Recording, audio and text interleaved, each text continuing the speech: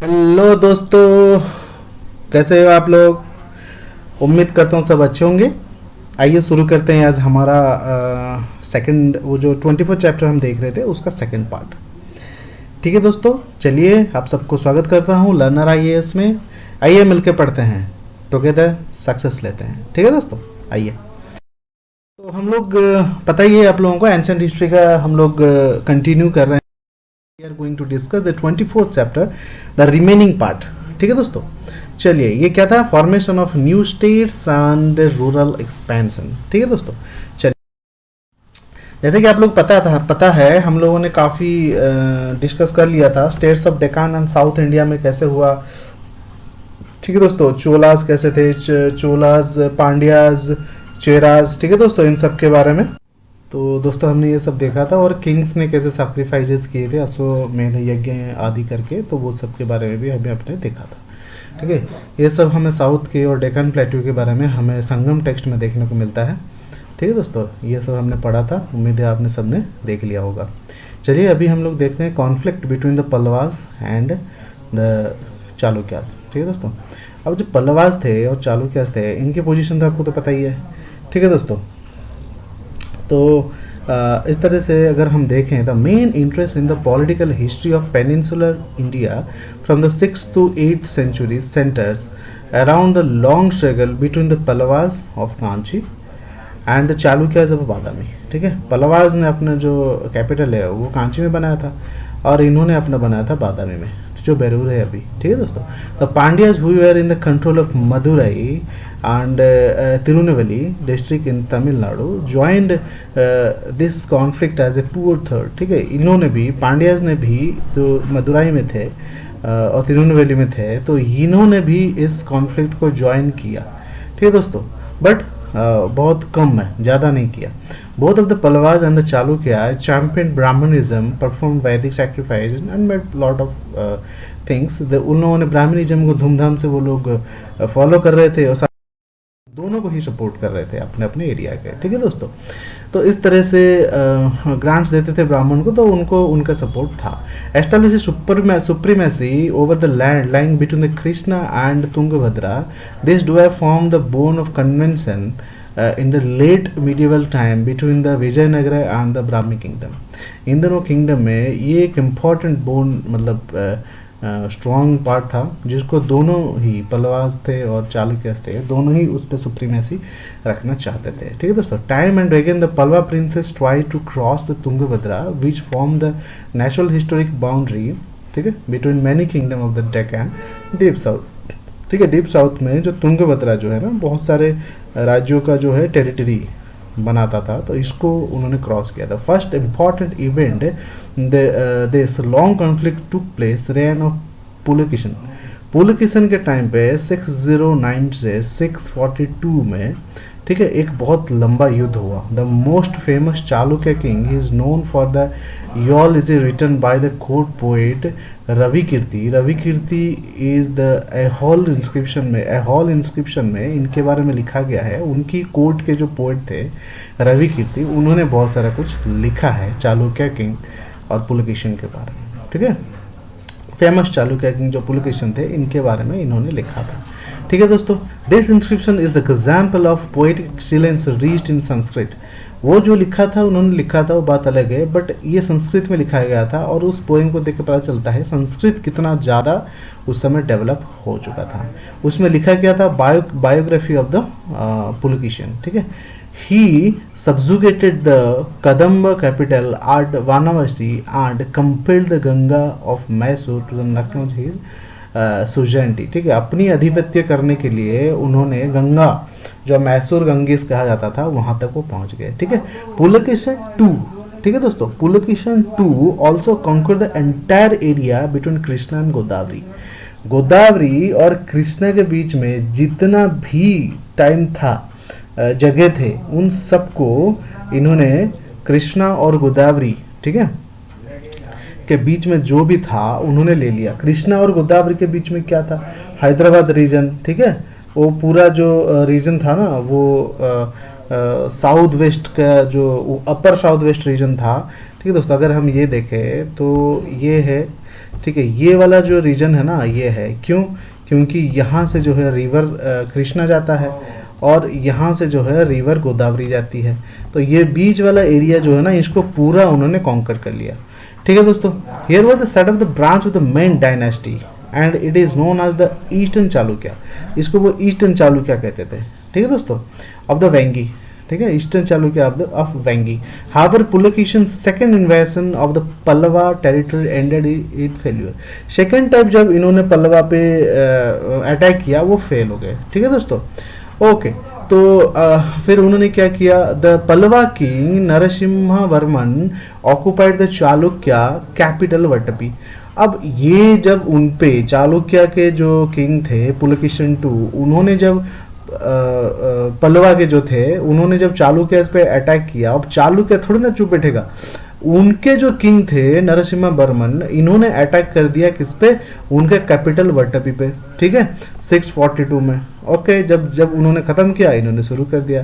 Pulakeshin two was probably killed in the fight against the Pallavas. ठीक है, अब पुलकेशिन के जो किंग थे वो पल्लवास के फाइट में डेथ हो गया। ठीक है, Narasimha Varman assume the title of Vatapi Konda और the conquer of the Vatapi. ठीक है, नरसिम्हा ने जीता तो उन्होंने अपने आप को कहा मैं इसका कॉन्करर हूँ, तो वट्टपी कोंडा का अर्थ होता है कॉन्करर ऑफ द वट्टपी। ठीक है दोस्तों, ये इंपॉर्टेंट है, इसको याद रखिएगा। He is also said to have the defeated the Cholas, Cheras and Pandyas and Kalabhras. ठीक है, अब चेला, चोरास, पांड्यास को भी इसने हराया। कालभ्रस जो कि एवल ऑफ द किंग्स कहा जाता था, इसको भी इन्होंने हराया toward the end of the 7th century. ठीक है, इन दिस कॉन्फ्लिक्ट। ठीक है, तो इसने हराया। Chalukya king Vikramaditya, the Chalukya king Vikramaditya two is said to have the overrun Kanchi 3 times। ठीक है, ये कहा जाता है चालुक्य किंग जो थे विक्रमादित्य टू, उन्होंने कांची पर, ठीक है, कांची पर 3 बार, ठीक है, तो 3 times विजय किया था। ठीक है, his victory ended in the Pallava supremacy in the south through the ruling house continues the country. ठीक है, however Chalukyas could not enjoy the fruit of their victory over the Pallavas for the long for their own hegemony was brought to end in 1757 by the Rashtrakutas. Chalukyas ने सब कुछ जीता, सब कुछ किया, but वो अपना जो विक्ट्री है वो इतना एंजॉय नहीं कर पाए क्योंकि राष्ट्रकूटा ने बहुत ही जल्द उन पे आक्रमण किया और जीत गए। ठीक है दोस्तों, तो ये था उन तीनों में कॉन्फ्लिक्ट, ये थोड़ा सा आप देख लीजिएगा। यहाँ पे कुछ पॉइंट्स निकल के आता है, जैसे कि यहाँ पे जो किंग थे, चालुक्य किंग के पोइट जो थे वो रवि कीर्ति थे, जिन्होंने अहियोल इंस्क्रिप्शन का यूज़ किया था। फिर यहाँ पे आ जाता है वट्टपी किसका था, कैपिटल चालुक्यस का। नरसिम्हा राव ने को किस तरह से बोला जाता था, क्या बोला जाता था, वट्टपी कोंडा बोला जाता था। तो इस तरह से कुछ चीज़ें हैं, याद रखिएगा। ठीक है दोस्तों, ओके, टेम्पल्स के बारे में देखते हैं, उस समय मंदिर कैसे हुआ करता था। ठीक है, beside the performance of the Vedic sacrifice the worship of Brahma Vishnu and Shiva, especially the last two was getting popular. ठीक है, तो उस समय देवता आ गए थे, त्रिमूर्ति ट्रिनिटी जो थे, ब्रह्मा विष्णु और शिव, इन तीनों को विशेष करके पूजा जाता था। ठीक है, और खास करके शिव, विष्णु और शिव को, ठीक है, इन दोनों को पूजा जाता था, स्पेशली इन दोनों को। Alvar saint who were great devotee of Vishnu, Alvar के जो संत हुआ करते थे ना, वो विष्णु के बहुत विष्णु के डिवोटीज थे, भक्त थे। Popularise the worship of this god, इन्होंने पॉपुलराइज किया कि विष्णु की पूजा करो। ठीक है, 7th century onward the cult bhakti began dominate the religious life of the South Indian.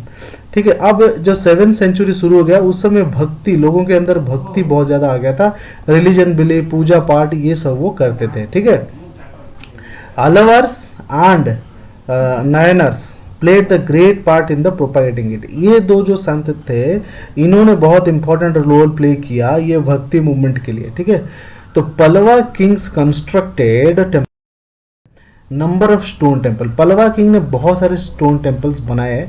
ठीक है, 7th and 8th सेंचुरी में। ठीक है, most famous of the 7 Rath temple. ठीक है, और महाबलीपुरम, ये याद रखिएगा, इंपॉर्टेंट है। यही तो है एनसीईआरटी का कमाल, हर चीज़ छोटी छोटी लाइन में दी रहती है जो कि एग्जाम में आ जाता है। महाबलीपुरम में है 7 रथ टेम्पल, इसके बारे में क्वेश्चन आ सकता है। ठीक है दोस्तों, अरे तो ईस्टर्न सबसे चेन्नई से 65 किलोमीटर दूर में यह है। ठीक है, तो ऐसे ही बहुत सारे टेम्पल और है। ठीक है, these were build of the 7th century by the Narasimhan.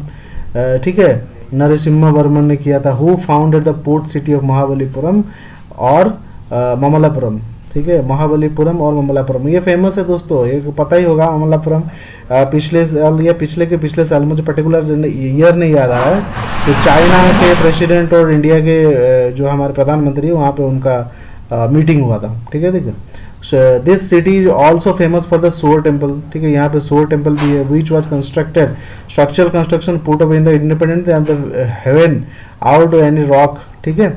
In addition with the Pallavas constructed several such structure temple which capital Kanchi, Kanchi में बहुत सारे बनाया गया टेम्पल पल्लवास के द्वारा, ठीक है। एग्जाम्पल क्या था, कैलाशनाथ है temple build in the 8th century, ठीक है। Chalukya of the Badami erected numerous temple, ठीक है।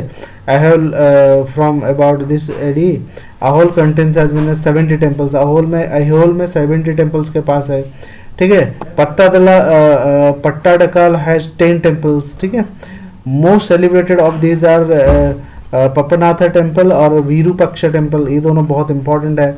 तो ये आर्ट एंड कल्चर में यही तो हम पढ़ेंगे टेम्पल्स के, और थोड़ा सा उसकी जो आर्किटेक्चर के बारे में देखेंगे, बट ये इंपॉर्टेंट है कहाँ पे क्या था, इसको याद रखिएगा। पीसीएस में पूछा जाता है ये सवाल ज़्यादा, ठीक है। यूपीएससी में थोड़ा सा कम, बट पीसीएस में बहुत पूछा जाता है, वन लाइन टाइप, ठीक है। कौन बनाया, कहाँ बनाया, कैसे बनाया, वो पीसीएस में पूछा जाता है, ठीक है दोस्तों। Fast although 10 meter long on the below the standard, ठीक है, नॉर्थ स्टाइल में, northern style, to northern style. The second was constructed in purely southern style in the 40 metre, ठीक है। ये स्टाइल दिखा गया। शिखरा वेरी स्क्वायर, ये है very high square and storage tower, शिखर है, ठीक है। ये किस में होता है, साउदर्न स्टाइल में होता है, ठीक है। यही तो कंस्ट्रक्शन का स्टाइल है जो पूछा जाता है, ठीक है। ये आर्ट एंड कल्चर में बहुत अच्छे से हम देखेंगे, ठीक है। We have no clear idea how these early temples were maintained after the 8th century land grants, ठीक है। हमें ये नहीं पता ये मेंटेन कैसे होता था, इसका कोई रिकॉर्ड नहीं है, ठीक है। Tax collected by the king from the common people, ठीक है। तो ये मेंटेन ऐसे ही होता होगा, कंस्ट्रक्ट हो गया, और जो मेंटेनेंस होता है वो जो टैक्स कलेक्ट होता था राजा के द्वारा लोकल जनरल पीपल से, उसी से ही मेंटेन होता है, ठीक है। Common people worshipped their village gods by offering them paddy and toddy, ठीक है। तो इस तरह से वो टैक्स देखते थे, उसी से ही होता था, ठीक है दोस्तों। चलिए ये टेम्पल के बारे में हमने देखा, वो तीनों ने क्या क्या बनाया, क्या नहीं, कहाँ बनाया, ठीक है। Demand on the peasantry, peasantry का डिमांड कैसे बढ़ा, for carrying on wars, for cultivating art and literature, for promoting religion and maintaining the administrative staff, enormous sources were needed. These were apparently provided to the peasantry. The nature of burdens imposed in the agrarian communities is more or less the same in the Vakataka kingdom and the Pallava kingdom, although for the former belonging to the Vidarbha and Maharashtra, and the latter the southern Andhra and northern Tamil Nadu, ठीक है दोस्तों। देखिए कहीं पे भी हो, चाहे पलवाज हो चाहे कोई भी हो, हर कोई अपना मेंटेन करने के लिए, चाहे आर्मी हो चाहे एडमिनिस्ट्रेटिव हो चाहे कुछ भी, डिपेंड करता था पीजेंट्री पे, क्योंकि यही लोग टैक्स पेयर्स थे, और उन पे अब जो है ना बोझ बढ़ने लगा, प्रेशर बढ़ने लगा, ठीक है। तो किया क्या इन्होंने, फिर देखते हैं इन्होंने क्या है, डिमांड, अब इन पर प्रेशर आया तो उनकी भी कुछ बात होगी ना, वही देखते हैं। To land tax, in addition to the land tax which was part of the produce, the king could demand benevolence in the form of cereals and gold, and could bore certain trees such as palmyra, or obtaining salt and moist substance such as sugar and liquor, all derived from plants. Of course all the deposits and hidden treasure is the in the village belong to him.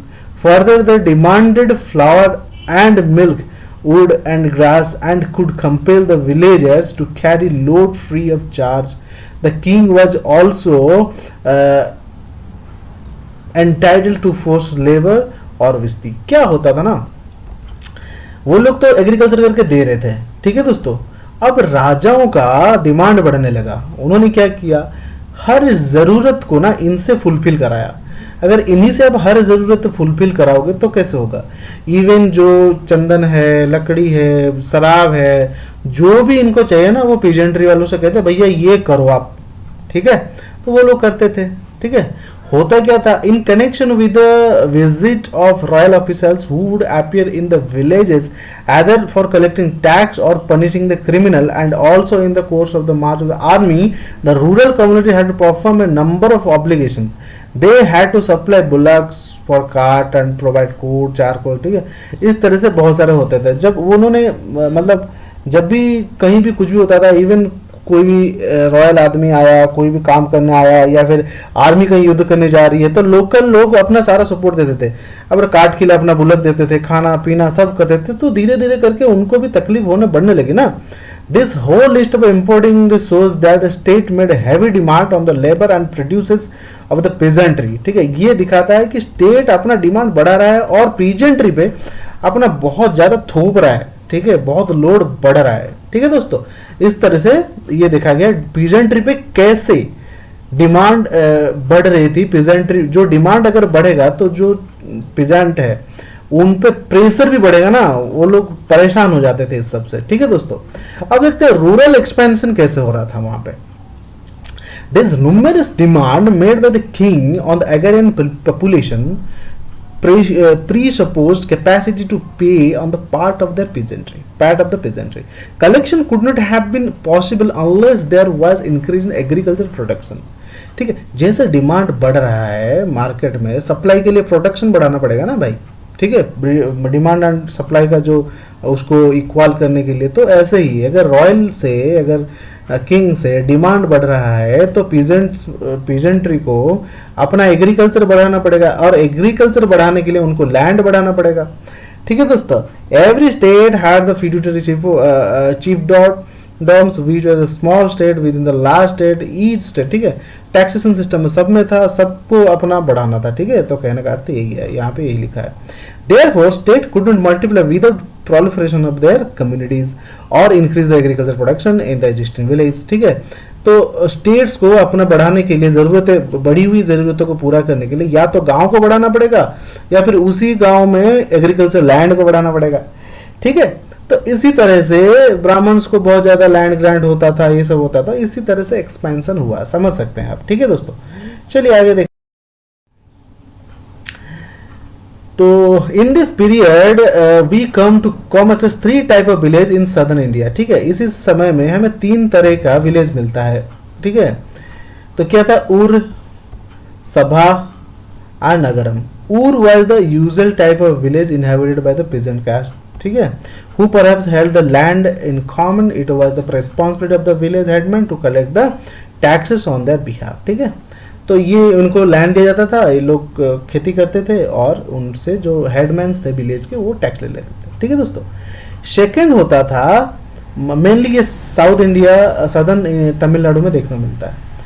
फिर होता है सभा type village, consist of the Brahmadev village और those granted for the Brahmanas and Aghar village and Agrahar village. The Brahmins owner enjoy the individual right in the land but carried their activities collectively.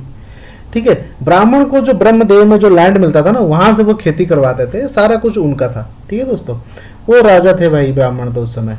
Nagaram type village में क्या होता था, village settled and dominated by combination of the trader and merchants. This happened possibly because of trade decline. Merchants move to village. तो नगरम में क्या था, ये जो थर्ड टाइप का था, इसमें पीजेंट्स नहीं थे, इसमें ट्रेडर्स और मर्चेंट्स थे. ठीक है, ड्यू टू जब ट्रेड गिर गया, खत्म हो गया, तो ये लोग आ गए खेती करने. ठीक है दोस्तों, वो उसको कहते हैं नगरम. तो 3 तरह का विलेज हुआ करता था उस समय, आपने देखा. ठीक है, in the Chalukyas area rural affair were managed by the village elder called Mahajana. ठीक है, चालू के समय में विलेज का जो एडमिनिस्ट्रेशन है उसको विलेज के सबसे एल्डर व्यक्ति जो था वो देखता था, उसको कहा जाता था महाजना. ठीक है, महाजना. ठीक है, ओके. तो देखा दोस्तों किस तरह से एक्सपेंशन हो रहा था रूरल टाइम में. ठीक है, बहुत सारा रीजन है, बहुत बढ़िया टॉपिक है ये. आप इसको पॉइंट्स बना के लिखेगा ना तो बहुत अच्छा लगेगा, समझ में आना चाहिए बस. सोशल स्ट्रक्चर उस समय कैसा था, ठीक है, वो देखते हैं. उस समय सोशल स्ट्रक्चर दोस्तों ऐसा था, we present rough outline of the social structure developed in this period. Society dominated by the prince and priest. ठीक है, सो ऑब्वियसली सी बात है, वर्ना सिस्टम चल रहा है, ब्राह्मण तो अपने छाए हुए हैं, तो सोशल स्ट्रक्चर में सबसे इंपॉर्टेंट और डोमिनेटेड कौन होगा, राजा और पंडित. ठीक है दोस्तों, Princes claim status of the Brahmanas or the Kshatriyas through the many of the clan chief promoter, ठीक है, दो अपने आप को ब्राह्मण और क्षत्रिय कहते थे, ठीक है दोस्तों। इसमें बहुत ज़्यादा कहने की जरूरत है नहीं, आप देखिएगा, ठीक है। प्रीस्ट फैमिली जो है उनकी डायनेस्टी चलती थी, हर बड़ी जगहों पे प्रीस्ट हुआ करते थे, ठीक है। The priest were mainly Brahmanas, ठीक है, though the Jain and Buddhist monks should also place in this category, ठीक है। ये चीज एक अच्छा मतलब एक और अलग से हुआ था कि कुछ लोग जैन धर्म और बुद्ध धर्म बुद्धिस्ट बन जाते थे, बुद्ध धर्म को ले लेते थे, तो इन लोगों को भी ब्राह्मण के इक्वल माना जाता था क्योंकि ये लोग संत हो गए ना, ठीक है दोस्तों। तो ये सब देखिएगा। तो शूद्र जो थे सबसे छोटे थे, ठीक है, इस तरह से देखा गया। वर्क यहाँ पे थोड़ा देख लेते हैं। Below the princes and the priest of the peasantry which was divided into numerous peasantry caste, probably most of them called Shudras in the Brahmanical system. Brahmanical system में पीजेंट्स जो थे बहुत सारे, उनको शूद्र भी कहा जाता था। थोड़ा सा डेवलप हुआ था ना, पिछली बार हमने देखा शूद्र को अब खेती के लिए कहा गया। वो लोग रामायण महाभारत सुन सकते हैं, तो उनकी स्थिति थोड़ी सी अच्छी हो गई थी। तो पीजेंट्स को भी शूद्र कहा जाता था, मतलब वो नहीं कह सकते, शूद्रों को पीजेंट्स कहा जाने लगा, ठीक है दोस्तों। If peasants and artisan caste fail to produce the tender service and payment, it was looked upon as the departure of the established dharma और norms. Such situation was described as the age of Kali. It was the duty of the king put an end to such state affair of the restored peace order worked in the favor of the chief and peace the title Dharma Maharaja. अगर कोई tax सही समय से नहीं देता तो उसके खिलाफ कार्रवाई होती है, जो कार्रवाई करता है वो एक ब्राह्मण होता है, उसको धर्म महाराजा कहा जाता है। Therefore is adopted by the Bhaktaka Pallavas, सबने अडॉप्ट किया था। The real founder of the Pallava power was सिम्हावर्मन, ठीक है। पल्लवा के ये एक इम्पोर्टेंट है, नोट कर लीजिएगा। तो सिम्हावर्मन थे पल्लवाज के रियल फाउंडर, ठीक है दोस्तों, पावर के। इज क्रिएटेड विथ कमिंग और to the rescue dharma when, ये सब चीजें हैं, ठीक है। कलयुग में धर्म स्थापना, ठीक है, तो वो देख लीजिएगा, थोड़ा सा आप इसको थोड़ा पढ़ लीजिए, ठीक। चलिए, ये हो गया खत्म हमारा। तो अभी ये क्वेश्चन जो है इसको सब लिखेंगे, बहुत बढ़िया है यार दोस्तों, इसको थोड़ा सा लिखेंगे ना आपको पॉइंट्स निकल के आएंगे, ठीक है दोस्तों। और ये खत्म हो जाएगा ना तो हम हर चैप्टर का जब रिवीजन करेंगे ना, क्वेश्चन से रिवीजन करेंगे, ठीक है दोस्तों। क्वेश्चन लिखेंगे तो पूरी किताब पूरी चैप्टर पढ़ के उसके रिवीजन करेंगे, ठीक है दोस्तों। चलिए यहाँ पे खत्म करते हैं, फिर कुछ देर बाद मिलते हैं हम लोग। 25th चैप्टर पढ़ेंगे, ठीक है। अब तो खत्म होने को है एंशिएंट हिस्ट्री, फिर इसके बाद इसको पूरा रिवाइज करेंगे, ठीक है दोस्तों। मीडिएवल चलता रहेगा, साथ में ये भी चलता रहेगा, ठीक है। इसको छोटे छोटे वीडियोस में मैं इसका ये जो क्वेश्चन है, एक्सरसाइज क्वेश्चन, उसी को डिस्कस कर लेंगे तो पूरी चैप्टर डिस्कस हो जाएगी, ठीक है दोस्तों। उसी हिसाब से तो क्वेश्चन बनाते हैं, ओके। तो उसको डिस्कस कर लेंगे और मीडिएवल भी चलता रहेगा, ठीक है दोस्तों। मीडिएवल भी आ रहा है, बने रहिए हमारे साथ, ठीक है दोस्तों, जुड़े रहिए। करता हूँ बहुत अच्छे से तैयारी चल रही होगी। थैंक यू वेरी मच, आप लोग देखते रहिए और लर्नर आईएएस से जुड़िए, और सेल्फ स्टडी ग्रुप है दोस्तों, ठीक है। ऐसा नहीं कि आपको पढ़ा रहा हूँ, ऑब्वियसली आप देख के एक कुछ चीज़ें तो अगर आप एनसीईआरटी नहीं पढ़ पा रहे हैं तो पेज बाय पेज आपको पता चल जाएगा कि इस पेज में ये है क्या है, वो एक ब्रॉड नॉलेज आपको ले सकते हैं, ठीक है दोस्तों। और ऑडियो मैं प्रोवाइड करने वाला हूँ, ठीक है। आप लोग ऑडियो सुन लीजिएगा, अगर किसी को टाइम नहीं है पूरी बुक पढ़ने के लिए, मैं उसको पढ़ता रहूँगा, ठीक है। आप उसको कभी भी जैसे एफएम सुनते हैं तो सुन लीजिएगा, ठीक है। एक इनिशिएटिव मैं करने वाला हूँ, ठीक है दोस्तों। अगर अच्छा लगे, अगर आपको लगे कि ये हेल्पफुल है तो दोस्तों के साथ शेयर करिए, और जितना ज़्यादा लोग जुड़ेंगे उतना मजा आएगा पढ़ने में, ठीक है दोस्तों। थैंक यू वेरी मच, अपना ख्याल रखिए और पढ़ते रहिए, ओके। मिलते हैं हम अपने अगले वीडियो में। थैंक यू दोस्तों।